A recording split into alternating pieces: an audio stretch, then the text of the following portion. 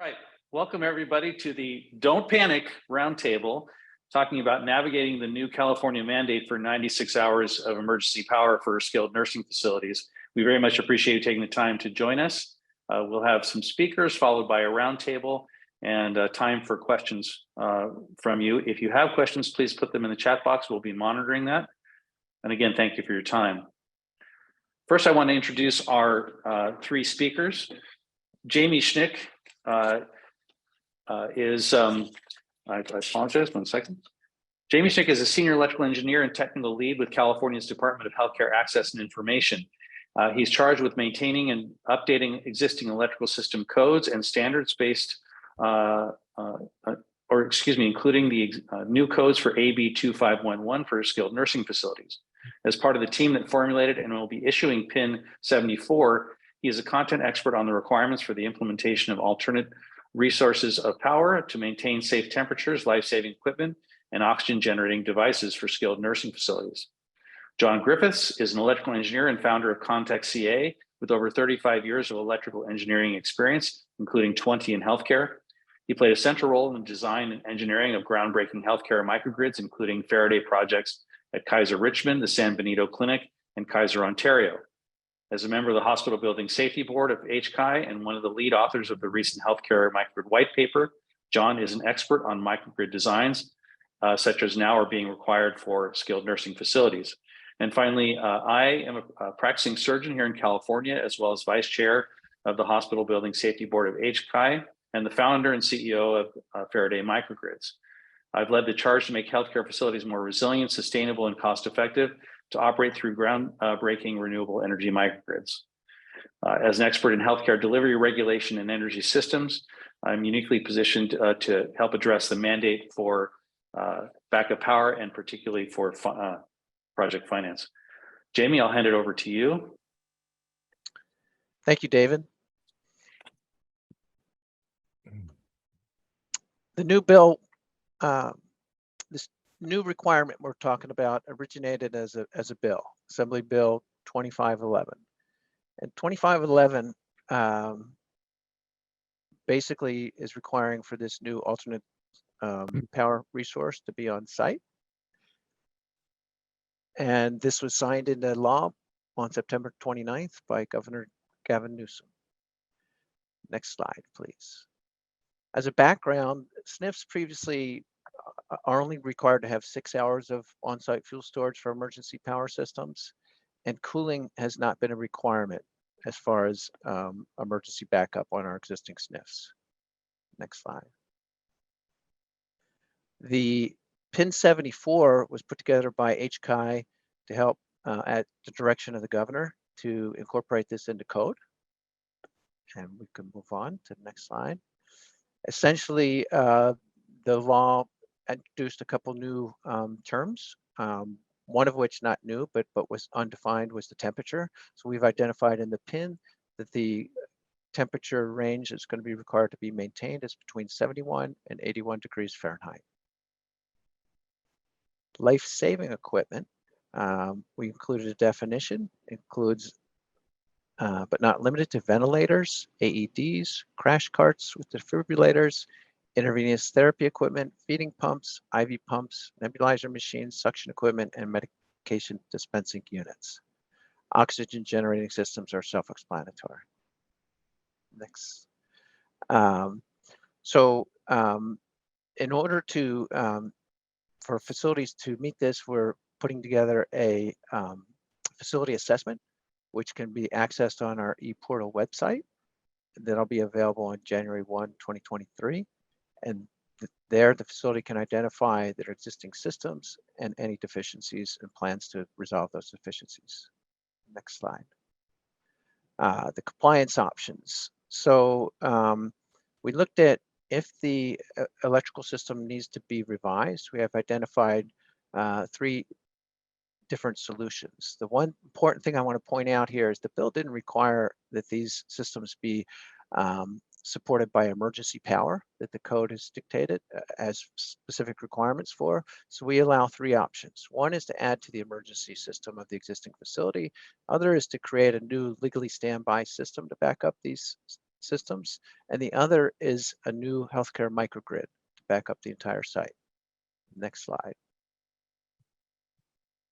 This is a quick sketch of the existing generator solution. If the existing generator has adequate capacity, loads could be transferred from the existing normal HVAC panel to the existing emergency panel, in which case all requirements of the new bill would be met, with the exception of the 96 hours. So the facility would have to work on the 96-hour requirement for their existing generator. Next slide. The second solution is a dedicated new backup power source that would back up the existing HVAC equipment, would be transferred to this new panel. Again, this new source would need to have 96 hours. The existing generator would need to have 96 hours of fuel, and the new system as installed would need to be seismically compliant. Next slide. And finally, the microgrid solution. This solution, you would be able to install a new microgrid, which parallels with the normal system and backs up the entire facility. The microgrid itself would need to be seismically certified and provide for the 96 hours of fuel. In this case, the entire site would be backed up, and you would not need to go back and adjust this current fuel requirements for existing generator. Next slide. So just a quick analysis. The new resources to meet this bill's requirement are going to need to be specially certified, seismically certified, and have 96 hours of on-site fuel storage. We've identified in the PIN that a life-saving and oxygen generating would need to come back up the power in the event of a power failure within 10 seconds. And leave it up to the engineers to determine the time required to bring the HVAC back online to maintain the temperature. As a summary, this new law requires all California SNFs to have on-site power source. New equipment, especially site certified, in 96 hours. The first step would be to conduct an on-site power facility assessment. And we have a form that will be posted to our website to implement that. Timeline of this new law is compliance by January 1, 2024. Thank you. Jamie, thank you very much for providing that information. We'll move on to John Griffiths, who will talk about some of the technical aspects of microgrids. Well, thank you, David. Thank you, Jamie, for a great introduction. Electrical design for healthcare while the World Cup semifinals are on. So I'm going to try and be brief and not send you to sleep. But don't panic. John, really quick, we have your slide. Don't panic. Your slide, we see a little snippet, or at least I do from my view. Okay. Oh, great. Well, thank you for saying that. I just It's okay. We try another one. Let's try this. How about that? There we go. Perfect. Great. Thank you. Don't panic. All right. So I've used 30 seconds of my few minutes. All right. Healthcare electrical design. You know, Jamie's outlined, quite a few challenges that this new requirement is going to bring to a building type that we didn't normally need to meet. So, what are the challenges? Most of the existing SNFs that need to meet this requirement are going to be existing, and they're going to be a different age of building environment. So as an electrical engineer, there's a number of on this call, you really need to consider when we're applying these power systems, what do we do? There's a number of approaches to do that, but I think that's the first step is a healthcare engineering experience in delivering those is really understand what you have. And then, limited capacity and distribution. When we started thinking about, Faraday and Contact and HCI, how do we deliver these? We got distribution points that we need to meet. So to make a system actually work, we need the power source, we need the fuel source, but we need all those little bits and pieces, such as the HVAC controls, to make it ultimately work to serve these young ladies in the picture.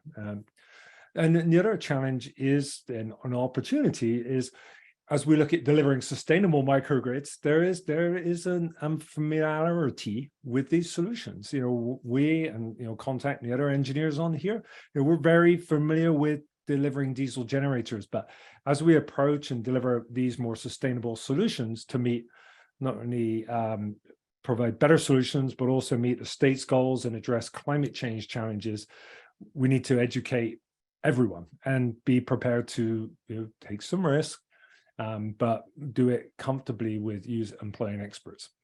So what are the opportunities? Ongoing savings. The other presenter is going to talk about that value of sustainable microgrids. But the other thing, as an electrical engineer, I always like to share with my clients is that system is always on. It's synchronized with the utility. And one of the challenges with other distributed generation systems that only come on, if there is a problem, you only know about that when the power goes off, and that's not when you need to know about it. And then seamless transition. Again, a small point, but when you're evaluating, and the owners here on the phone, on the call, is, okay, diesel generator or other distributed source is 10 seconds plus up to a couple of minutes for the other systems to come back on. Again, meets code. The intent is to keep the temperatures and keep the building safe. But in terms of operating a facility, that can be quite disruptive. Resetting technology, resetting air handling units, fire smoke dampers and doors. And I think is a value of delivering a sustainable microgrid. So you're probably saying that's all fine, right? There's different solutions, but have you done it? And healthcare is particularly challenging. Well, this team has, working with Contact and working with Faraday Microgrids, we've delivered a number. So I'm just going to quickly run through those. So this one I think is relevant to the SNFs. This is the San Benito Community Clinic in Hollister, California. And so, this picture on the left, you can see that, originally it is a community clinic. It's not high occupancy. So, our approach here was go to site, evaluate it, look at our loads. There was a relatively new generator. We incorporated that into a hybrid inverter. So we're able to use a generator when we need it. If there's not enough battery, and we have batteries and solar. So this improved the resilience. But the other important point is when you're approaching that, if you're a facility to meet these requirements, is look at reducing the loads. We did LED retrofits, HVAC upgrades, and that's an important step. It shouldn't be overlooked, because well, engineer, we're happy to design you a big system, but I don't think that's what you want to pay for and also operate, but reduce the loads. So this is providing us, this particular project, I feel particularly proud to be part of it, is to providing sustainable, resilient power to what is a traditionally underserved community. So another example, this is the Kaiser Richmond microgrid. David touched on that first, HKI sustainable microgrid in California, and probably in the US, installed and commissioned without interruption. It's an HKI project. And right now, ever since it was installed and operated in 2018, this has been supporting the existing infrastructure. You can see the solar panels on the roof of the parking structure, and that's providing ongoing energy savings. So it is, skilled nursing facilities are not high occupancy. It is possible to connect, operate, and run sustainable microgrids on healthcare facilities. So, this is a current one, and most of the people on this call are involved in. Super excited to be part of the team. Kaiser Ontario Microgrid. It's the largest HKI sustainable microgrid in California, and again, probably in the States. It will be able to support the entire facility. So I know David and the rest will talk about this more, but amazing project, and kudos to the CEC for being behind this project. And then probably more relevant, this is another project that Contact and Faraday are working on, is the Tamalpais Pediatric Practice in Novato. A B occupancy, but we are utilizing a sustainable microgrid. And one of the key points that does come up when you are evaluating, speaking to your electrical engineer, your developer, is what about the sustainable criteria for the components? And on this one, we're using a second life battery. We're working with a company called Repurpose Energy, and they're essentially valuable Nissan Leaf batteries, and that's going to be the entire facility. It's not 24-hour operation, but when there are major issues, they are at full capacity right now. They are able to support that and will be 24 hours plus. So that's a quick blast of the sustainable microgrids that we've delivered, and hopefully we can deliver on these to support the new requirements. Thank you. John, thank you very much. We'll move on to my talk about the finance piece.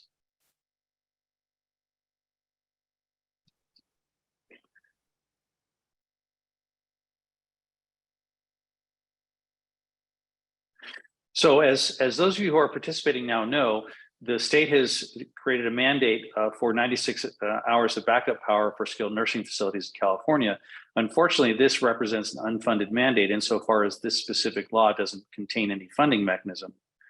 So this really leaves you with two different approaches that you could take to execute support for your facility. Perhaps most obvious is a conventional generator. Long-standing technology, as John rightfully said, it's known and understood. However, this really represents a cost-only stranded asset, meaning it can certainly fill the gap that has occurred now, but it provides no added value beyond that.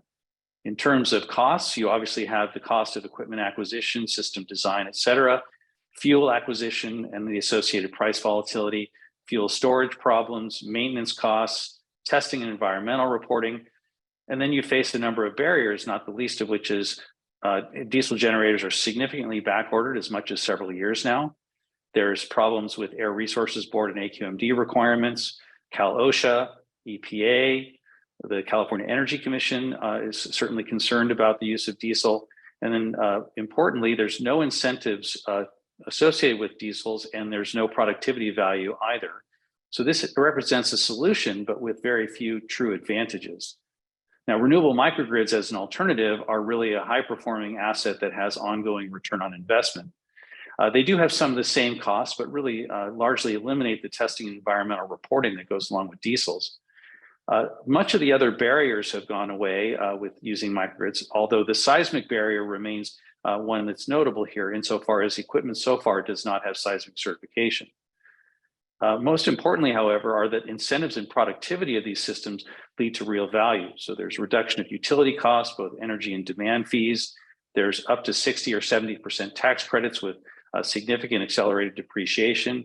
There's state-based incentives like SGIP, and then there's renewable energy certificates and other attributes that can be monetized if you wish. So this represents a solution with multiple potential advantages. So to compare performance very quickly, and I'll go through this just as an illustration, it's not intended to be numbers that are accurate. If you imagine purchasing the diesel and paying for the install and the operation and maintenance, probably some regulatory cost to be defined, no incentives associated with that, and no impact on utility cost per se. If you go ahead with a moderate size microgrid as might support a SNF, these are some of the costs you might encounter, but you have significant tax credits as are shown here. There's a significant amount of depreciation that's a write-off on taxes. And then of course, local incentives like SGIP can be significantly valuable. So that leads to a net cost that actually undercuts the diesel cost. More importantly, or equally importantly, there's annual savings. In this case, I would estimate around $32,000, $33,000 at the beginning of the system. And that goes up as the utility costs rise. So if one employs other forms of lending, for example, PACE lending, you can realize profit from the microgrid starting from the first day of operation. The tax credits may be new territory for many of you. Simply to say that tax credits can be applied on taxes going back as far as 3 years and forward as many as 22. Equally importantly, or really fantastic, is now the federal government is allowing that these tax credits can be resold, and they can be resold at whatever value you can obtain, but we estimate probably 90% of face value, and the sale of these tax credits is not taxable. So this results in lower project costs due to these incentives, significant value from energy and demand cost reductions, and avoidance of significant future and current regulatory headaches. So with that said, because I think we're short on time for purposes of Q&A, we'll get to some folks' questions as they come up once we've moved through the roundtable. And I want to go ahead and introduce our expert panel. Now, you've already met Jamie Schnick, so I won't repeat his story, as he will be on the panel. But also we have Seth Baruch, and Seth is responsible for energy and utilities for Kaiser Permanente and has been involved in the installation of more than 100 megawatts of solar generation at hospitals and medical office buildings throughout California. He's also involved in the purchase of 330 megawatts of offsite wind and solar projects and manages over 35 megawatts of fuel cell projects as part of Kaiser's strategy for carbon neutrality. Seth has been a leader in the integration of the Faraday renewable energy microgrids at Kaiser facilities and can speak to their role in Kaiser's overall strategy. Walt Vernon is the CEO of Mazzetti, an employee-owned public benefits corporation with industry-leading expertise in healthcare decarbonization. Walt is particularly recognized as an expert in the codes and regulations that have bearing on the SNF power question, and is a trusted advisor to regulators, political leaders, healthcare organizations, and advocacy groups on this subject matter. And then Mike Gravely is the research program manager and senior electrical engineer for the Energy Systems Research Office at the California Energy Commission. He's an expert at the Energy Commission's imperatives, including its role in building energy codes, adoption of clean energy, resilience, and cost effectiveness. So, gentlemen, if I may, I'll start by asking some potentially provocative questions, and then as questions come up in the chat, we can address those. So, Mike, if you don't mind, I'll pick on you first, since we've been working together closely on some CEC projects. So, among its many mandates, the CEC is responsible for enforcing California building energy codes, directives to convert to renewable energy resources, and ensuring the safety, reliability, and cost effectiveness of statewide energy systems. How do current state regulations and building standards bear on choices for emergency backup energy resource types? Well, thank you for being able to participate here. I appreciate it. And I've got a long history. I've been to commission 20 years and have worked many of these issues. I will show a few slides in a few minutes, but in general, obviously with the state we've had in the last few years with PSPS events, with the other potential natural problems with climate change impacts, we're running into a lot of challenges where we're having to go back to the classical diesel solution, which is exactly what you're having here. We have done quite a bit of work on that, and I'll share some examples. We are very interested in clean alternatives to the diesel solution at all levels. Currently right now, we recently did a large contract effort, a grant effort about 2 years ago. And I'll just show, and then also when you mentioned microgrids for the benefit of the people enjoying, the Energy Commission is a public agency. Everything we have is publicly available. And so there's quite a bit of information on microgrids and information on other things available if you're interested in doing your research. There are some bills in the legislature that could be funded where the CEC would provide technical assistance for critical facilities needing to do a development of a microgrid. So let me just start here real quick and see if it's going to work. All right. So just to show you in general, I think everyone can see this now. We have over in the total probably 60 microgrids that the Energy Commission has supported developing in the RD arena. To learn from, understand the economics of it, understand the performance of it. In fact, we have an integrated energy policy report that the Commission puts out every 2 years. That is the policy for the state, and all state agencies are part of it.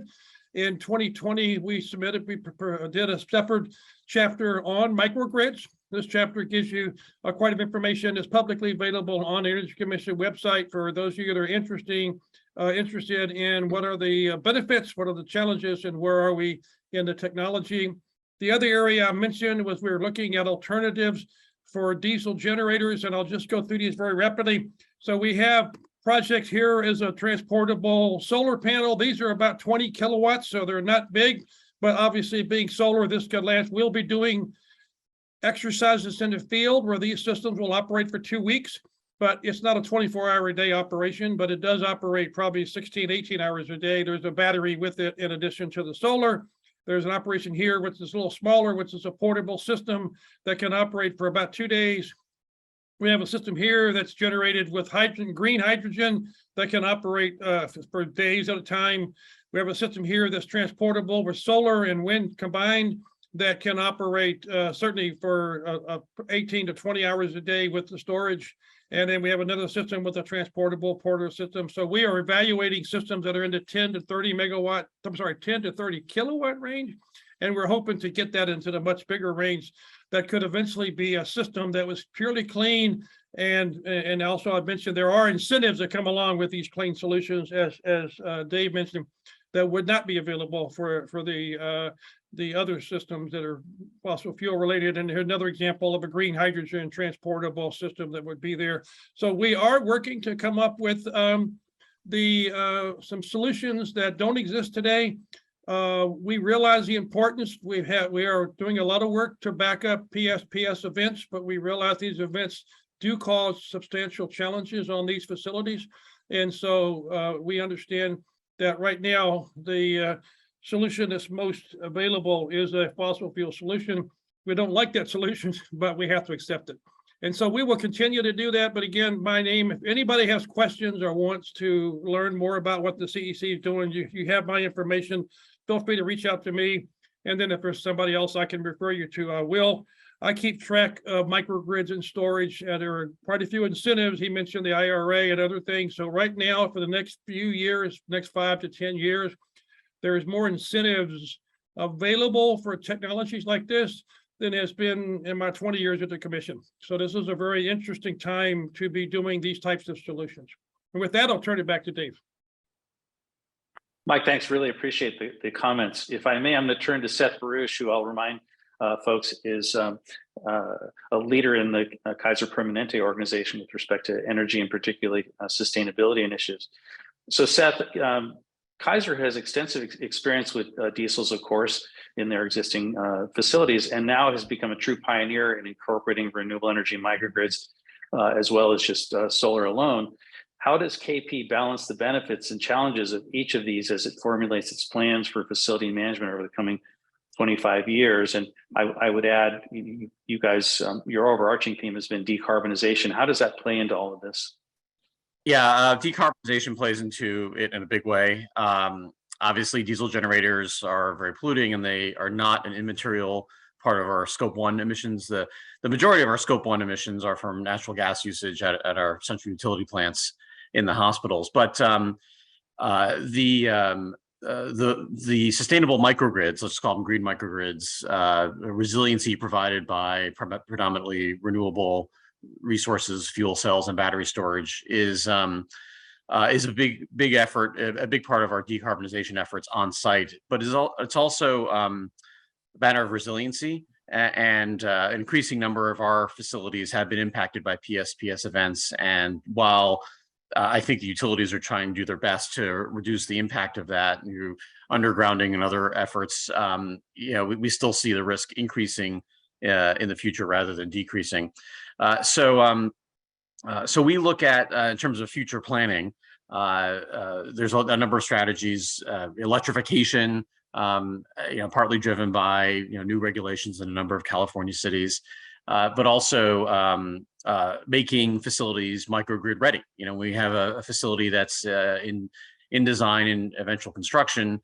We're now looking at how we can isolate the critical loads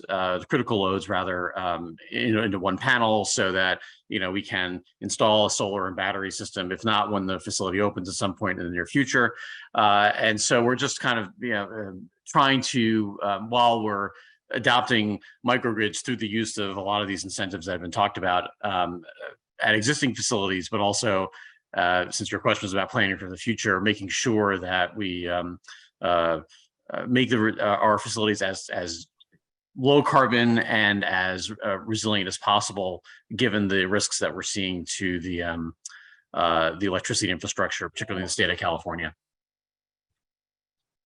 Thanks, Seth. I appreciate that.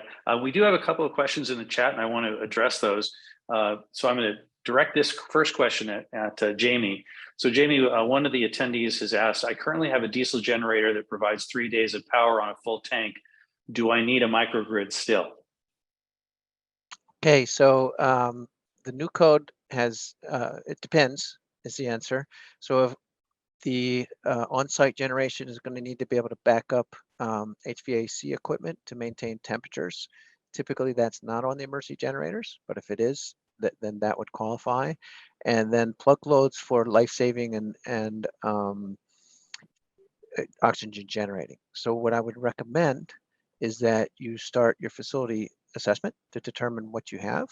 Certainly, if you have a generator that has 3 days of power, the code requires 4 days, 96 hours, and so you would be in good shape.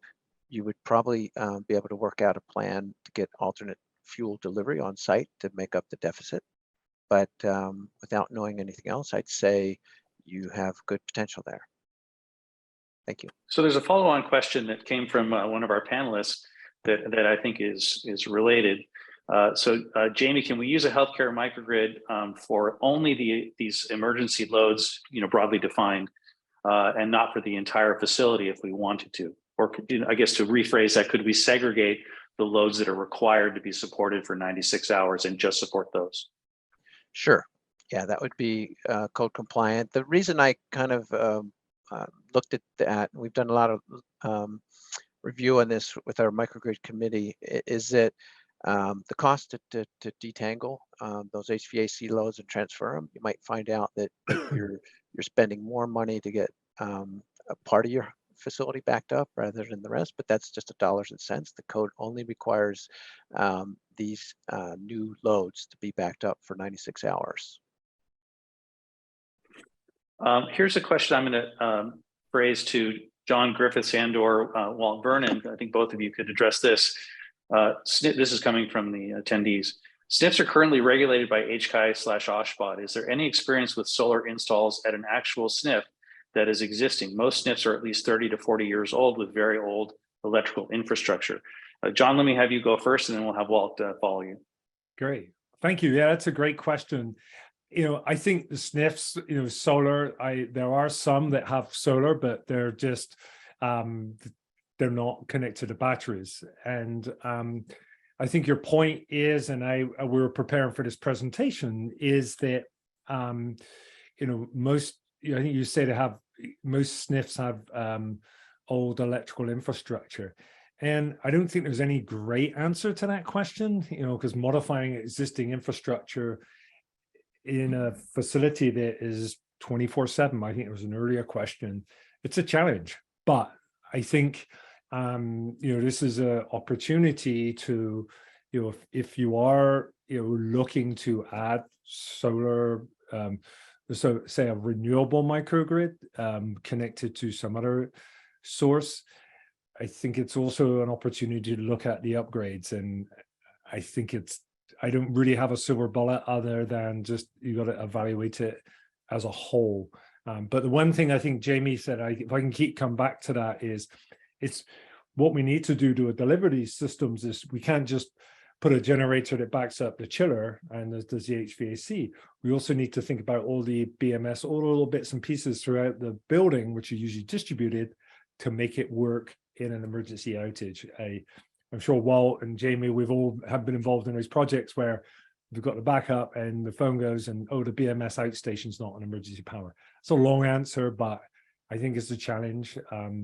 And then I think you just added there, most have very old roofs. And I can talk about that, but maybe David or Walt, you want to chime in on this? That's a perfect segue to Walt. And Walt, if I can expand the question to you, HCI is not the only regulatory agency that has oversight here, and you're very much involved at the federal level with CMS and some of the other governing agencies that have some significant say, for example, about reimbursement for facilities that support Medicare and Medicaid patients. So in the sort of narrow sense, what are your thoughts about existing systems already being employed on SNFs? But in a broader sense, what are the impacts of emerging codes that people need to consider? There's a lot of questions there. Thinking about existing SNFs that might have solar systems, I suspect there are some. I suspect they are, to the degree they exist right now, they're in parallel with the utility and certainly not operating in this sort of emergency sense. I think in terms of implementation, and you mentioned the old roofs issue. I think one of the bigger challenges with the solar systems, there's really two others. One has to do with available space, right? Because depending on the capacity of the system, there will potentially be challenges with how much space is available for locating the panels in the quantities we need to serve the equipment that we need. Often roofs are filled with equipment. And so there's, and there's issues about orientation. So there's all kinds of issues there. And solar by itself is, of course, an intermittent source. And so that creates its own issues in terms of how we size systems and how we think about sequence of operations.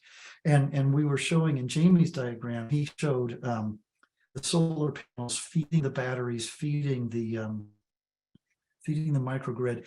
And I think that actually the microgrids that we're going to need, I'm not so sure that we're going to be able to do it with just solar.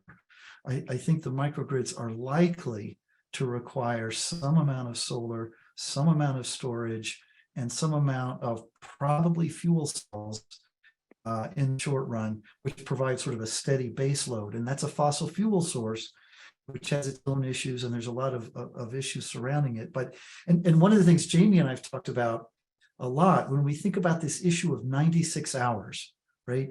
One of the interesting things about the batteries is that the batteries allow us to operate in some senses, they operate as a shock absorber, so that when loads are low at night, we could maybe use things like our fuel cells to recharge them. And then in the daytime, when loads are higher, we could use the batteries, we could discharge them.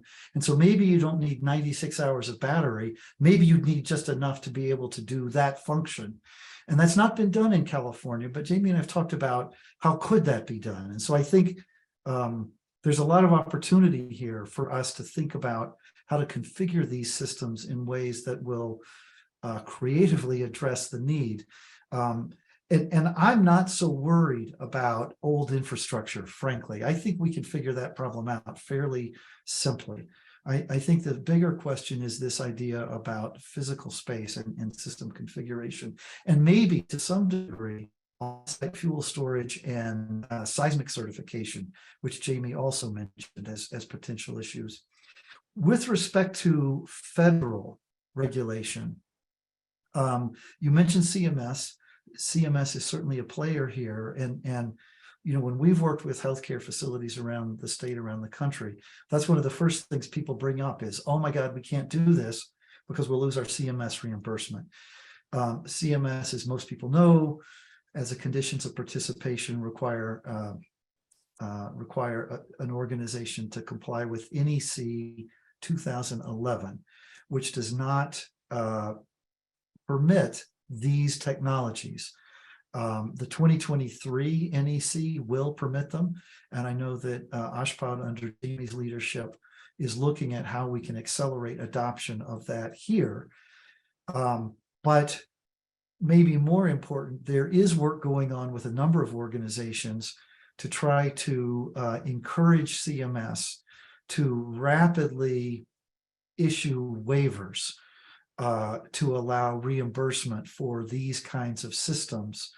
And I know the state of California is considering requesting a blanket waiver for the state of California in this regard. So there's a lot going on in this space. And I hope that answers your questions, David. Yeah, that's great. Seth, I wanted to ask you, and I think Mike Gravely, you'll probably want to comment as well. Kaiser's made a big commitment to fuel cells as part of its strategy. And one of the advantages of fuel cells is it's a continuous generation system, and you can set that to really meet a lot of your loads. And of course, we're trying to use that fuel cell to supplement emergency power at the Ontario project. But what's your view of the utility of fuel cells in the future as one of the tools in the toolkit to support emergency power at SNFs and facilities like that? Yeah, I mean, the fuel cell is sort of, in a sense, kind of closing the loop on some of the microgrid efforts that we're looking at, because it is a continuous resource. One of the projects we're working on now actually is at the Santa Rosa Hospital, we already have solar, but we're putting in a large fuel cell system that will be able to provide power. And that's sort of ground zero for PSPS Santa Rosa. And so that's going to provide power to the two campus MOBs that were out of service a couple of years ago for like a week. Obviously, solar and batteries won't be able to provide that kind of continuous resource, but a fuel cell system can. The big drawback, of course, as was mentioned, is that it sort of flies in the face a little bit of our carbon reduction goals. Particularly, these fuel cells run 24/7, of course, during normal grid operation times. So, as the California grid gets greener, those fuel cells are going to, potentially have more of a net carbon impact as the kilowatt hours that would otherwise be coming from the grid would get greener and greener. So we continue to watch very closely with hydrogen as a possible fuel for fuel cells in the future. Some companies have talked about carbon capture. Haven't really seen much that in that direction in terms of real commercialization, but it's something we watch very closely and hopefully can deploy in the future. But yes, the fuel cells are definitely an important part of our of making the resiliency more resilient, if you will. Thank you. So Mike, let me follow on with you. So there's two things I think that would be great to hear from about. So one is, the CEC has a direct experience of one of its microgrids allowing ride through of a long outage that reportedly saved, I think it was 3 or 4 lives, and maybe you can comment on that. And the other is, Seth mentioned the longer term idea of hydrogen. Hydrogen is actually the best fuel, if you will, for fuel cells. That's really what fuel cells are designed to meet. And so that's a more efficient route. What is the CEC's take on hydrogen as a future fuel in California? But let's start with the microgrid that saved lives. Yes, let's start. That's Blue Lake Rancheria, an Indian tribe that had set up for their area. They're in the northern part of California, kind of a remote area. They have a Red Cross facility. They have a microgrid that supports not only their casino, but the whole operation. They have facilities for people to come in and when the power's out to get ice, to get gas and charge their electric vehicles. So they help the community. They were able to reserve a certain amount of rooms in their hotel for people that needed emergency power for their life-saving equipment and could not take a long trip or could not get the support to getting on a long trip. So they work, in one of the exercises, they were credited with saving 4 lives that went into their facility that probably did not have an alternative facility to go to in a timely manner. So yeah, but that is a true effort. I think, obviously, if we're able to do changes in the future to the grid, we may not have PSPS events as often, but I think I'll just say the next 3 to 5 years, the general belief is PSPS events and outages and wildfires are going to be a challenge every summer for us. Last summer in September, because of climate change, Northern California saw the hottest temperature on record, and Northern California saw the highest electrical load in history. So we peaked out temperature and load at the same time. We ran 7 days straight with really, really bad conditions, and we really stressed the grid. We were fortunate not to lose anything, and everything helped, and storage was a big part of it. To go to your question about fuel cells and hydrogen, we are doing considerable research. A lot of the current fuel cells burn on gray hydrogen or natural gas. And so in the future, you have to transition to green hydrogen, and that is something we're spending a lot of effort on. There's a lot of activity. Department of Energy has a big opportunity for green energy hubs, and California is hoping to be one of those hubs. So I would say in general, there's a real interest in doing that. But in cost right now, green hydrogen is about 4 times more expensive than gray hydrogen when it comes to using it today. So, but for those of you that are here and interested in looking, one of the opportunities is they're always looking for sites to be demonstration sites for these types of evaluations. So sometime, and David Bliss is, and a lot of the people here are familiar with that. So there are opportunities to be part of the solution and allow your facility to be part of the opportunity, where you can typically have half or 3/4 of the cost of the system to be covered because you're offering your facility to be demonstration site. And again, there's no risk associated with it. It's just you end up with normally two systems in parallel. And the goal for us is to understand how do these systems work in the real world. The research program that I work awards about 100 grants a year, and almost all of those are grants that we're trying to evaluate a better solution. And we need customers like you to allow us to do this in a real world environment so we can make that transition from emerging technology to commercial. So yeah, again, I mentioned earlier, I've been doing this for a long time, 30 years. I've never seen so much money in this environment of clean energy as there is today. And, a part of it is just, understanding how to capture it. And there's a lot of people who want to use it, but there is opportunity. Green hydrogen has a positive future and a lot of research going. The question will be, can we bring down the cost of generating green hydrogen to make it a competitive to the alternatives such as batteries and solar from that perspective? But clearly, the state and the federal government's putting $8 billion in green hydrogen over the next few years. So a lot of opportunity for cost reduction and product improvement. So yes, I would say fuel cells are a solid part of the future. And my gut feeling is we will eventually be able to convert them to green hydrogen. Whether they are the best solution in the future compared to alternatives, it's hard to say. But I would say there will be a lot of opportunity out there evaluating that particular solution and using a clean solution like green hydrogen. Thanks, Mike. There's a question in the chat. It says, in one of the case examples presented, there was a utility savings. Why? Was this a primary power system that reduced or eliminated utility required power year round? And the answer is that you've more or less answered the question there. The microgrid, whether it's a continuous generation or intermittent generation resource like fuel cells we were just discussing or solar, and are reducing the consumption of energy from the utility. And so in the case of the Richmond microgrid, that's a direct source of savings. And Kaiser has harvested those sorts of savings both directly and indirectly across its entire platform, both with on-site solar and off-site solar. The demand savings is one thing, Dave, I just want to add sure. on this topic, because in the area, one of the benefits of microgrid is it allows you to control your load and to control your opportunity. I can give you an example. We have a microgrid at Miramar that we worked quite a bit with and have been there a long time. During that September week that we talked about, Miramar participating in what they call the Emergency Demand Reduction Program. And their microgrid allowed them to shift to a backup power. The customers never saw anything. It required 2 people to come in and control it. They operated it 8 days out of 10 days, and they were paid $300,000 for their effort. So, those types of incentives are there in addition to the other thing a microgrid allows you to do is just energy efficiency.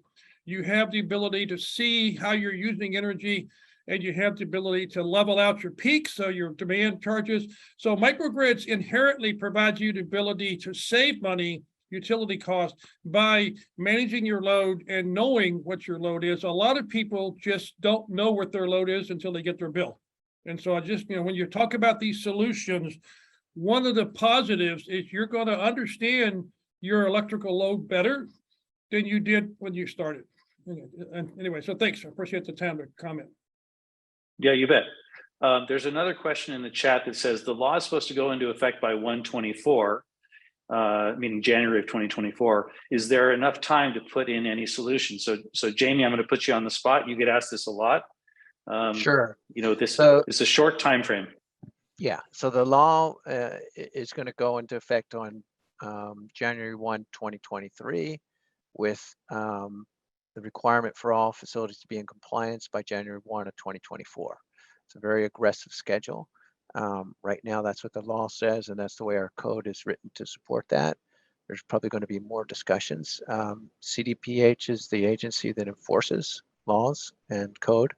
And so I think there's going to be a number of people get involved in trying to come up with a solution that works. What I do recommend is January 1, 2023, you'll be able to get a facility assessment form. And I recommend you download that and start the process of evaluating your facility, see if it meets the current law, where the shortfalls are, the proposed solutions for if you're not storing 96 hours of fuel on site, the proposed solutions for that. So more to come on that, I'm sure, as we go forward. Thanks, Jamie. I think John Griffin wanted to make a comment about the cost savings piece. Yeah, thank you, David.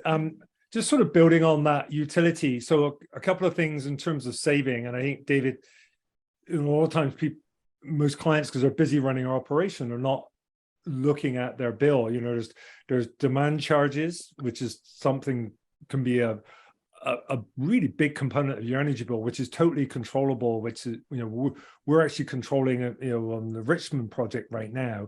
Encourage you to look at that in your bill.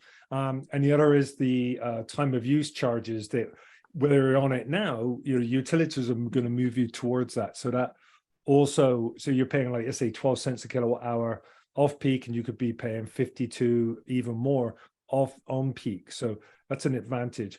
And then the last point is, in terms of comparing a system, generator versus a renewable one or microgrid, is that, you know, as an electrical engineer, you design a generator for the biggest load, and typically that's a chiller or an elevator. So you have to essentially oversize your system, whereas a battery and a microgrid, that's a rapidly deployable energy resource. So you don't have to oversize your system so much. Sorry, trying to be brief, but I wanted to get those points out there when you're evaluating these systems. Appreciate that. So I'm going to ask one last question, and then we'll wrap up, which is, you know, Walt, you've had to design innumerable healthcare facilities. You've had to do ideation about the healthcare facilities of the future, but we've come full circle back to diesel being the one known solution. That said, the amount of space required for diesel fuel on site is significant, right? To have a 4-day supply. What are your thoughts about the amount of space that a SNF might have to use up for putting in diesel tanks if they're going to do that? And what are some of the design build considerations? Because it's not just putting in the diesel generator, it's the fuel supply as well. Yes, that is certainly true. Often we put the diesel tanks underground. But you know, I think actually from a physical space perspective, the microgrid is likely to take up more space than what the diesels are doing. Solar panels, of course, require a large physical footprint, and so to the degree we go with solar, and that's part of the solution, that's certainly a large part of the footprint. Although, you know, there are obviously creative ways like covered parking, where we can dual purpose certain elements on the site, and a SNF could have a fair amount of open parking. So it's difficult to compare apples to apples. Certainly, you know, I think the microgrids that we will see in the next year will include some amount of solar, some amount of energy storage. That will require some building footprint, likely, some amount of fuel cells, which is, you know, and then some amount of fuel cell on-site storage, which is an entirely different problem to solve. So I think space is going to be an issue no matter which technical solution we pursue here, and has to be a part of the equation. You know, I think in the old days, well, let me say this, you talked about designing the hospital of the future in some ways, or the SNF of the future, I guess in this case. When I was a young engineer, I remember that we used to sort of think about the technological solutions in the context of a utility with a fixed price, right? Cost was a fixed element. And so we could say, do we want technology A or technology B? Here's a first cost, here's a savings. It was a fairly simple analysis. Today, the regulations are changing quickly. The economic structures are changing quickly. The technologies are changing quickly, and they're all changing at the same time.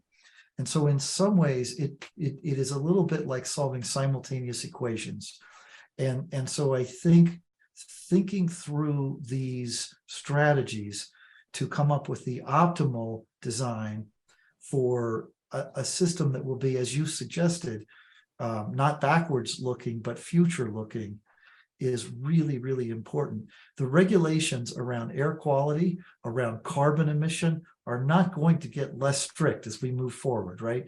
So thinking about how we invest wisely for not only meeting the short term, how do we get this done by 2024, but also setting us up for the long run is extremely important. And so I think we've got to bring together all of those elements, technology, regulation, and finance, into a bundle that is all forward-looking. So space is one of many elements. So there's a question in the chat: are there governmental subsidies and/or funds available to healthcare facilities to implement these systems? So Mike Gravely addressed this to a significant degree. The state does have some already embedded incentives. So SGIP, the Site Generation Incentive Program, is just one. The CEC has grant programs, and there's also federal dollars that are going to be directed towards states for purposes of green and renewable energy systems. I would say probably the most revolutionary thing is the Inflation Reduction Act, which provides for these extraordinary tax credits and depreciation. And what I would point out, and I neglected to put this in my talk, is even if you're a nonprofit skilled nursing facility, you can get what's called a direct pay option on the tax credits, where even though you don't pay taxes, the federal government will pay you that amount in cash upon request. So if you were going to get a 50% tax credit, you'll essentially get a 50% rebate as a check from the IRS for that. So that's changed the game with respect to how a lot of folks are viewing these systems. So we're running out of time. We're about a minute and a half left, but I'm going to give everyone 30 seconds to give any last comments they might have about SNFs. And I'll start with you, Seth, and I'll work my way around the room.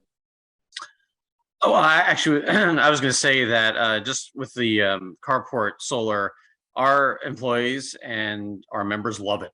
So they love being able to walk to their car in August in the mid-afternoon and have that car only be 70 or 80 degrees instead of 120 degrees. So we're big fans of all of the monetizable and unquantifiable benefits of some of these on-site resources. So I'll leave it at that.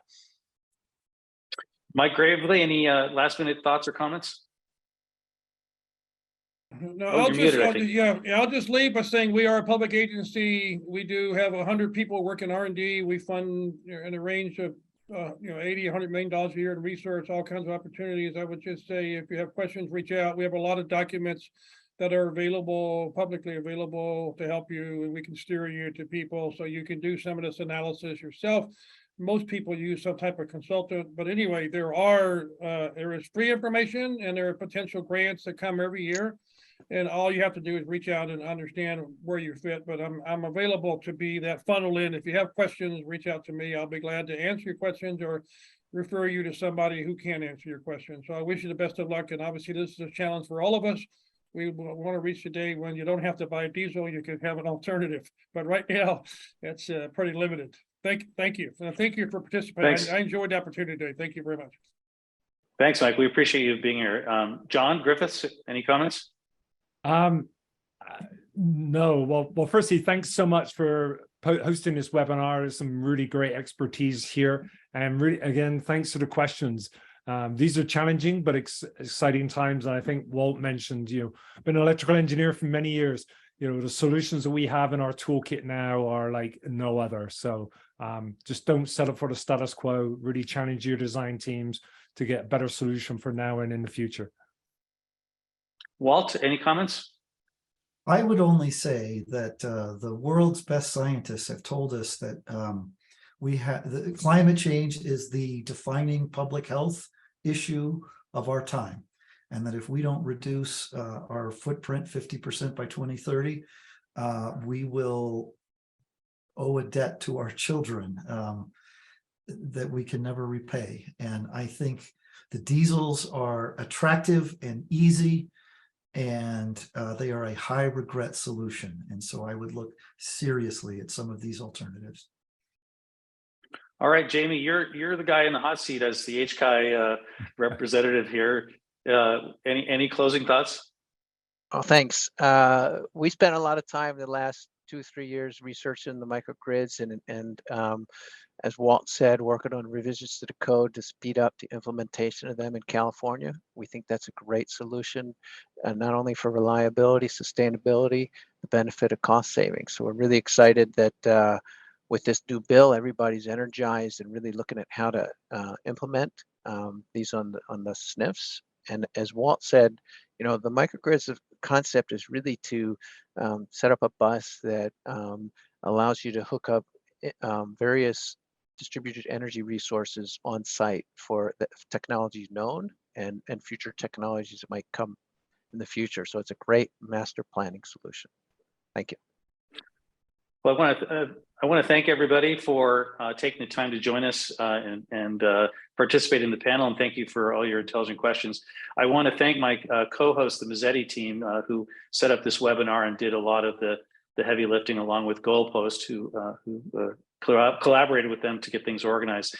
We will be sending out information to attendees, including contact information. And you're welcome to reach out to us through those various forms of contact, and we're happy to engage with you to seek the solutions that will solve this issue for the 1,208 SNFs in California. Again, thanks to all the panelists, thanks to the speakers, appreciate everyone's time, and please go enjoy the day.